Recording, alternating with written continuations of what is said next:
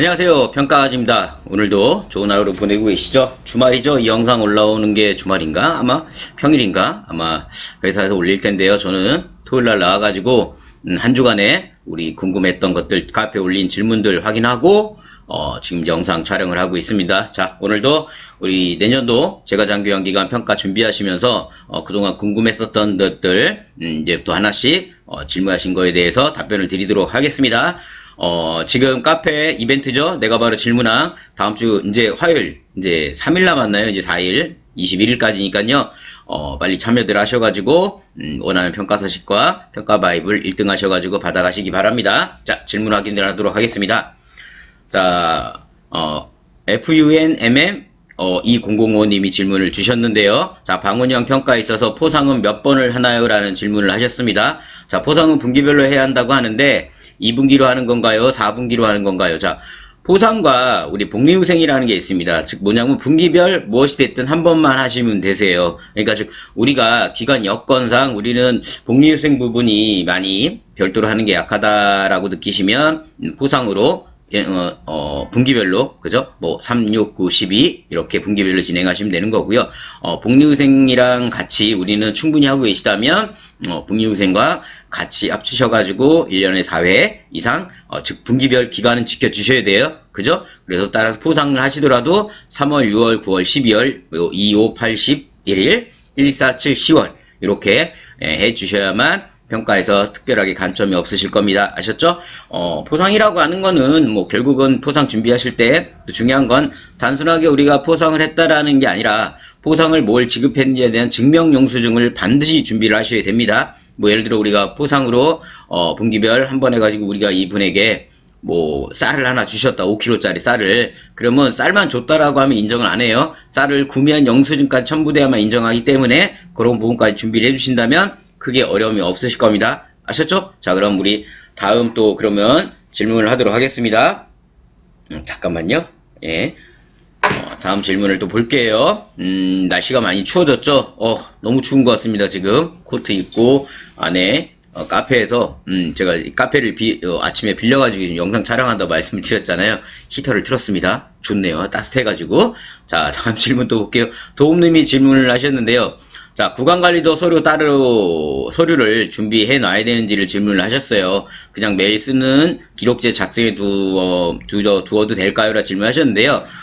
구간관리는 평가 항목상 현장평가의 수급자에서 현장 확인하는 겁니다. 따라서 서류 확인을 하질 않습니다. 따라서 서류는 따로 안 하셔도 되세요. 아셨죠? 우리가 기관 운영하면서도 많은 서류를 하셔야 되세요. 또 평가하면서도 많은 서류를 준비하다 보니까 불필요한 서류는 굳이 안 하셔도 됩니다. 내가 이걸 조금 더 돋보이겠다, 우린 이렇게 많이 하겠다라고 하시는 거는 좋습니다. 우리가 뭐 최우수 기관 안에서도 정말 최고로 인정받고 싶다 하시면 하시는 건 좋아요. 하지만 필수사항은 아니기 때문에 굳이 서류를 따로 하실 필요는 없습니다. 아셨죠? 도우님 질문 감사하고요. 성실 멤버 되셨네요. 축하드립니다. 자, 언제 성실 멤버가 되시기? 제가 카페 회원 그 등급 이런 거 확인을 안 해요. 그 자동 등급을 제가 해놨기 때문에 단지 그 최상위 등급만 제가 별도 승낙하는 거 외에는 자동 등급이 되기 때문에 어쨌든 성실 멤버, 예, 축하드리고요. 자, 다음 질문 또 보겠습니다. 도움님이 또 질문을 주셨는데요. 강력한 1위 후보이실 것 같아요. 질문을 많이 해놓으셨더라고요. 그죠? 이런 거 좋습니다. 궁금한 거 하시면서 원하는 거 받아가시는 거고, 또 저는 카페 활성화 차원에서 하고 있는 거기 때문에, 질문 많이 하시고, 주변에도 카페에 많은 홍보 부탁드릴게요. 자, 질문이 뭐냐면, 가족요양은 급여지원기록지를 어찌하나요? 자, 질문 내용 볼게요. 급여지원기록지 가족요양은 전달하지 않아도 되나요? 일반 요양과 가족요양 두 가지를 복합으로 하시는 수급자는 어떻게 하나요? 자, 맞으세요. 가족케어는 급여증기록지를 우리가 뭐 한 달에 한번 RFID 하시는 수급자들은 한 달에 한번 제공하고, RFID를 하지를 않고 수기로 기록지를 작성하면 매주 우리가 제공하게 돼 있으시잖아요. 그러나 가족케어는 안 하셔도 됩니다. 전달 안 해도 된다. 기록은 하셔야 돼요. 전달 안 해도 되는데, 단지 이분이 가족케어 일반케어를 동시에 하고 있다 그런다면 일반 그 어르신의 적용을 받기 때문에 반드시 기록지로 하신다면 일주일에 한번 제공하셔야 되고요. RFID로 하신다면 한 달에 한 번씩 그 사본을 제공하셔야 되는 겁니다. 자, 아셨죠? 자, 매뉴얼이 원래는 이제 이번 주에 제 예상에는 항상 매년 한 12월 20일 전후로 매뉴얼 발표가 됐었어요. 근데 이게 발표가 된지 일단 좀 봐야 될 것 같은데요. 아마 매뉴얼 나오면 자세한 응용평 영상에서 또 설명을 드리도록 하겠습니다. 자, 다음 질문 또 볼게요. 자, 도움님이 또 질문 주셨는데요. 제가 도움님을 아는 분은 아니세요. 그러니까 왜 이분 것만 질문하냐고 하시면 안 돼요. 아셨죠? 자, 다른 분들도 시청하시면서 그러면 질문을 많이 하시면 돼요. 아셨죠? 자, 영수증도 보관하나요? 자, 명세 급여제공 비용, 장기원 급여 비용 명세서, 그 다음에 영수증, 급여제공 이력주 우편물 발송하고 모두 이런 영수증 등을 보관해야 되나요? 라는 질문을 하셨어요. 영수증 무조건 보관하셔야 됩니다. 이해되시나요? 우리가 예를 들어 뭐 급여증이력 발급대장이라든가 장기화 급여비용에서 발급대장을 만들어 놓으시고 매월 이렇게 우리가 발송을 했다 우편으로 말로만 해놓으면 안 믿죠. 그잖아요. 반드시 영수증이 있어야만 평가에서 인정을 합니다. 그러니까 이 뭐 급여 발급대장에 대한 것뿐만 아니라 평가에서는 모든 소의 증거 자료로 영수증, 카드 영수증, 뭐 입금 내역서 이런 부분들에 대한 영수증을 증명 자료로 내밀어야 됩니다. 그게 없다면 안 믿어요. 인정을 안 합니다. 따라서 영수증은 무엇이 됐든 간에 영수증은 반드시 보관하시는 게 좋으세요. 없으면 인정 안 해요. 없으면 아셨죠? 자, 다음 질문 또 보겠습니다. 우리 깨비총총님이 질문하신 것 같으세요. 깨비총총님 제가 알기로 시설이셨던 걸로 기억하는데 방문요양 쪽 질문을 많이 하신 것 같으세요. 방문요양 쪽으로 이직을 하려고 하시나? 자, 어쨌든 많은 거를 내가 안다라는 거는 자기 캐리어에도 굉장히 도움이 되는 겁니다. 그죠? 자, 평가할 때 운영 규정이 비치되어 있어야 할까요? 라는 질문을 하셨습니다. 자, 방문요양은 지식이 없어서 제가 알기로 이분 시설에서는 지식이 많은 걸로 알고 있습니다. 평가 준비할 때 요양원처럼 운영 규정을 비치해 놓아요. 운영 규정 비치해 놓으셔야 돼요. 근데 제가 이거 게시라 비치를 항상 구분해서 말씀을 드렸었어요. 벽면에 붙여놓는 건 게시예요. 근데 평가에서는 비치해 놓으라고 한 겁니다. 비치. 즉, 방문 운영 규정에 대한 거에 대해서 비치, 잘 보이는 곳에 올려놓든가, 책꽂이 같은 데 꽂아놓든가, 이게 비치예요. 그죠? 우리가 게시에는 우리 기관에 대한 운영규정의 개요라는 걸 게시하게 돼 있어요. 따라서 운영규정 비치는 말 그대로 우리가 운영규정 있으시죠? 전체에 대한 압축분야 전체 운영규정은 비치를 하셔야 되는 거고, 벽면 게시에는 운영규정의 개요라는 걸 게시하시면 돼요. 아셨죠? 제가 밑에 댓글들을 살짝 봤었는데 헷갈려 하시는 것 같길래 말씀을 드린 겁니다. 아셨죠? 질문 자체는 저는 항상 제가 이렇게 Q&A 답변 드리면 말씀드리죠. 아주 기초적인 질문을 저는 좋아해요. 왜냐면 거기서부터 헷갈리면 다 흔들립니다. 그러다 보니까 그런 질문을 제가 많이 좀 선정을 해요. 자, 다음 또 질문 볼게요. 자, FUNMM 2005님, 자, 위험성 평가 관련 질문을 주셨는데요. 자, 치매 진단을 받으신 4등급 어르신이 있습니다. 자, 해마다 하는 위험성 평가, 인지기능 검사 얘기하는 것 같으세요? 낙상욕창 욕구 사정을 해마다 하고 있는데, 치매 진단 어르신은 인지검사는 안 해도 된다고 있던데, 치매 어르신 인지검사는 안 해도 되나요? 예. 평가 자체에서는, 치매 진단을 받았다면, 인지기능 검사를 안 해도 되게끔 돼 있으세요. 이건 맞아요. 맞는데, 저는, 저희 거래처에 치매 어르신이라도 인지검사 매년 다 하라고 합니다.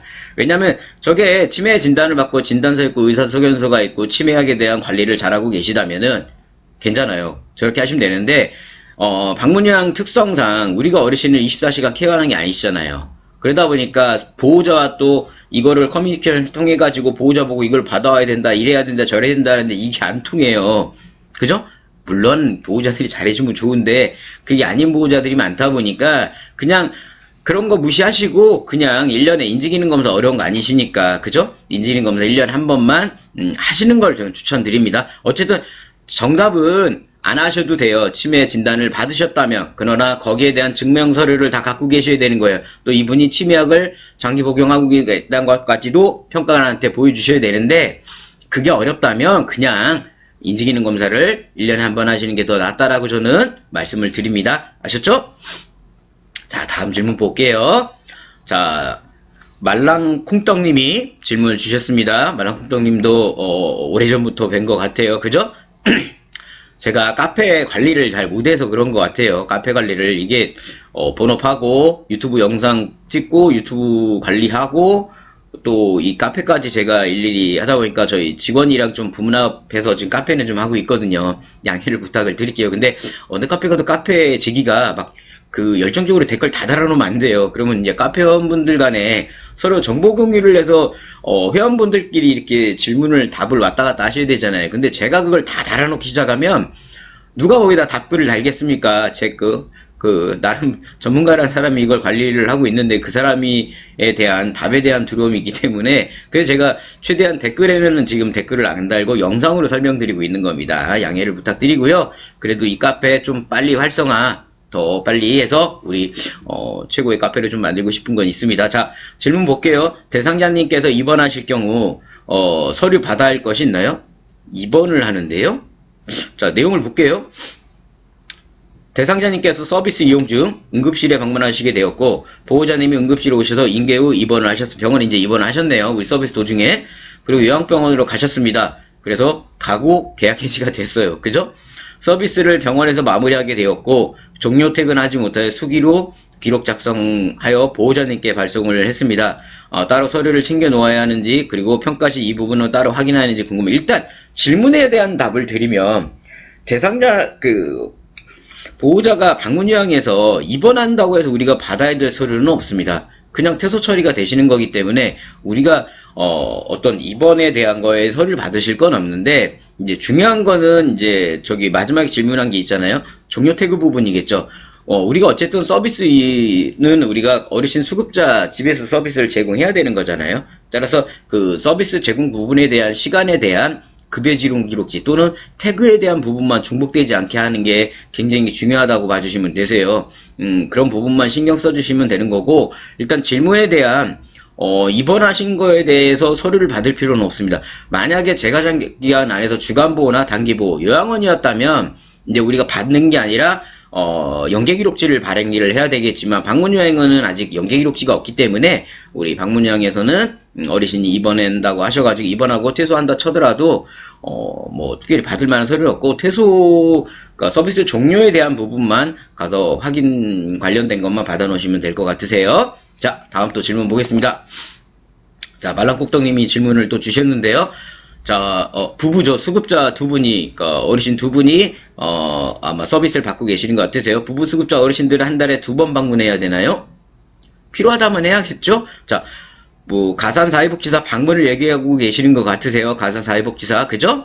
자, 부부께서 저희 기간을 이용 중이십니다. 한 분은 3시간, 한 분은 3시간에서 하루에 총 6시간이 서비스 들어가는데요. 이 경우 한 분 끝날 때 20분, 한 분 시작할 때 20분에서 하루에 방문해도 되나요? 아니면 한 분 20분, 다른 날 한 분 20분 이렇게 방문해야 되나요?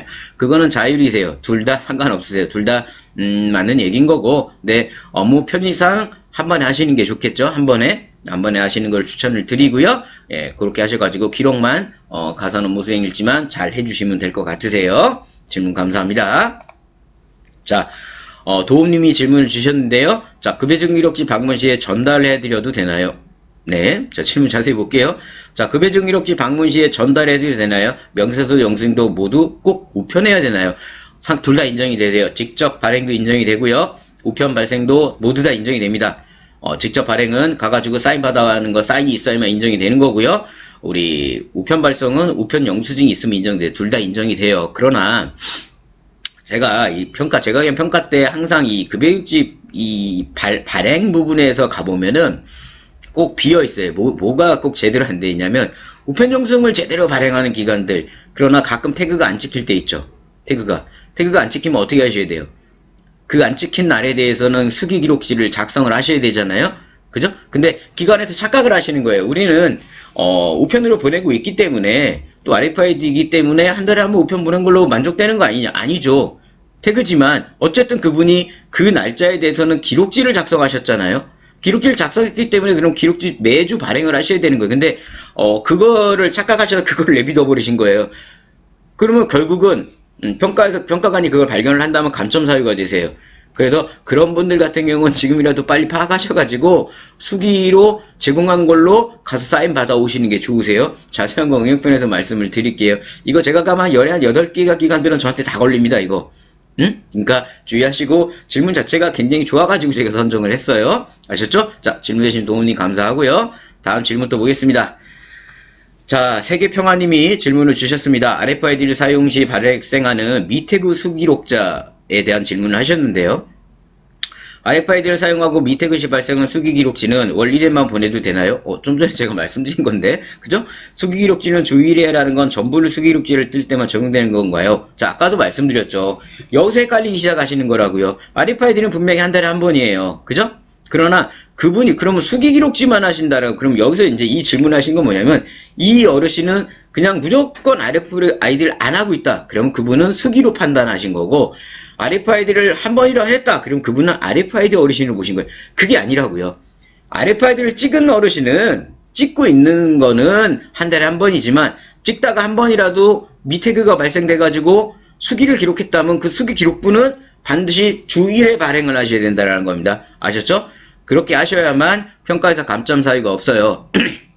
그리고 가끔 저한테 그런 질문들을 하세요. 아, 내가 평가 공단에 있는 평가 담당자들 통화를 했다. 통화를 했는데 이거를 그렇게 안 해도 되고 그냥 이렇게 지금처럼 뭐 태그하신 분들은 가끔 한 번이니까 월일에만 해도 된다라고 얘기했다라고 해요. 자, 다른 지역 본부에다 한번 전화해 보세요. 평가관들마다 말이 달라지기 시작을 해요. 만약에 내가 공단에 문의를 했어요. 근데 그랬다면 통화 녹음을 녹음해 놓으시든가. 그래서 중요한 거는 그냥 공단 홈페이지에 질문 기록을 남겨 놓으세요. 그래야 평가관이 와가지고 이걸 왜 이렇게 했냐라고 했을 때 그걸 들이미셔야 될 거 아니에요. 말로 전하면 나중에 그럽니다. 그 질문에 답변했던 공단 직원들이 미안한데 그때 내가 얘기 잘못한 것 같다고. 자, 그거에 대한 피해는 고스란히 기관에서 들어가는 겁니다. 아셨죠? 저야 이제 많은 기관들을 상대하고 전국에 있는 모든 지역들에 대한 질문이나 이런 게 들어오다 보니까 그래서 그 중에서 어떤 거라도 감점사에 없게끔 저는 답변을 만들고 알려드리고 있는 거예요. 그러니까 만약에 뭐 공단에 질의를 했더니 이랬대더라 그러면 그거에 대한 증거 기록을 남겨놓으시고 평가 때 그걸 평가관한테 보여주셔야만 되는 거지 말로만 이랬다 저랬다 평가관들 됐다고 안 믿어요. 그러면 우리 원장님만 우리 복지사님만 복장 터지는 겁니다. 아셨죠? 자, 그런 거 주의하시라는 겁니다.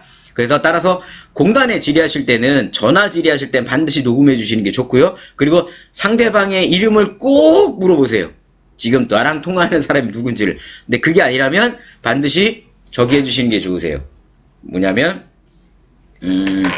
카페란다. 공단 홈페이지에 질문으로 해서 근거를 남겨주시는 게 좋으세요. 아셨죠? 자, 다음 질문 또 볼게요. 자, 도움님이 질문을 주셨는데요. 사회복지사가 정기 방문 상담을 갈 때, 한 달에 한 번 정기 방문 상담 갈 때 꼭 서비스 시간에 가야 되네. 네, 가야 돼요. 서비스 시간에. 그죠? 서비스 시간에 가라고 있는 거예요. 부득이한 사정이 있을 때 서비스 시간 아닐 때 가도 되나요? 태그가 찍히나요? 사복도 태그를 찍나요? 그거에 대한 답변만 좀 물어볼게요. 대부분들 서비스 시간에 가서 기록 수기로 하고 계시는 거니까 서비스 시간에 꼭 방문하시는 게 좋다라는 말씀만 드릴게요. 자, 마지막 오늘 Q&A 1차 마지막 질문에 대한 걸 드리도록 하겠습니다. 자, 강서사랑 방문재가님이 질문을 주셨는데요. 자, 방문 요양의 운영위원회를 질문하셨어요. 운영회 실시 사전 촬영 꼭 해야 하나요? 이런 규정은 사회복지사법에 있나요? 자, 일단 매뉴얼을 다시 한번 확인해 주시기 바랍니다. 우리 방문요양, 방문목욕, 어떤 재가장기한 기간 안에는 운영위원회라는 평가 항목 자체가 없어요. 운영위원회를 하라는 거는 요양원, 입소시설, 공동생활 가정에만 운영위원회가 평가 항목이 있는 거지. 우리 재가장기한 기간 안에는 운영위원회가 없습니다. 근데 이걸 헷갈려 하시는 게 뭐냐면 제가 기본편에 운영편에 상세 설명을 드리겠지만 운영규정 있으시죠? 운영규정 개정 방법이 있어요. 운영규정 개정 방법에다가 거기다가 개정 방법을 운영위원회로 개정하겠다라고 적어놓으신 분들이 많아요. 왜 그렇게 적어놨나 봤더니만 운영계 개정법을 잘 모르시다 보니까 주변에 요양원에 친한 원장님들한테 그걸 받아가지고 거기다 그렇게 적어놓은 거예요. 왜냐하면 요양원에서는 운영규정 개정 방법에 운영위원회로 하게끔 돼 있다 보니까 또 그거 외에도 다른 방법이 그렇게 하다 보니까 한 건데 그걸 받아다가 그렇게 넣다 보니까 방문요양의 운영회 개정을 운영회로 하는 걸로 넣는데 그러지 마시고요. 운영계 개정 방법을 운영위원회가 아니라 직원회의로 바꿔놓으시면 돼요. 직원회의로. 아니면 직원회의로 바꿔놓으시는 게 가장 무난하다라고 말씀을 드려요. 따라서 질문에 대한 답변은 우리 방문형에는 운영위원회 평가 항목이 없다라는 말씀만 드리도록 하겠습니다. 자, 우리 제과장 교환 기간 어떻게 오늘 Q&A 어떠셨나요? 총 한 12개 정도 질문에 대한 답변을 드린 것 같습니다. 많은 질문 하시면 지금처럼 영상에 최대한 다 담아서 답변을 드리도록 할 거고요. 자, 이벤트 이제 3, 4일 남은 것 같은데요. 참여 모두 하셔가지고 원하는 서식과 좋은 다양한 상품을 받아가시기 바랍니다. 저희 평가장 카페 활성화 차원에서 이루어지고 있는 거니까 주변에 많은 홍보와 소개 부탁드리도록 하겠습니다. 자, 저는 평가과장의 하과장이었습니다. 감사합니다.